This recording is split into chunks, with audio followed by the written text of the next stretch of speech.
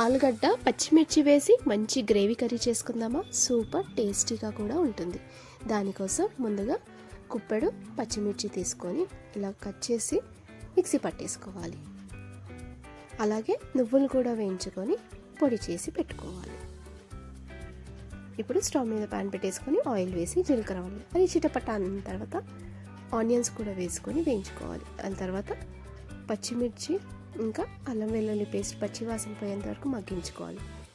ఇందులోకి మనము ఒక 4 ఆలుగడ్డల్ని పొట్టు తీసి మంచిగా కడిగేసి వేసుకోవాలి. రుచికి తగినంత ఉప్పు, కొద్దిగా పసుపు కూడా వేసి కలిపేసుకొని ఇందులోకి వేడి నీళ్ళు ఒక 2 కప్పులు వేసుకొని మూత పెట్టి ఒక 10 మినిట్స్ మంచి హై ఫ్లేమ్లో కుక్ చేసుకోవాలి. కుక్ చేసుకున్నాక మనకి దగ్గర పడుతుంది కదా, ఇలా మనకి ఆలుగడ్డ అనేది మెత్తగా కావద్దు, ఇలా జస్ట్ ఉడికితే చాలు. ఇప్పుడు నువ్వుల పొడి కూడా వేసుకొని మరో 5 మినిట్స్ మీడియం ఫ్లేమ్లో ఉడికించుకోవాలి. అంతే, ఎంతో గ్రేవీ మంచి టేస్టీతోని ఆలుగడ్డ గ్రేవీ కర్రీ రెడీ.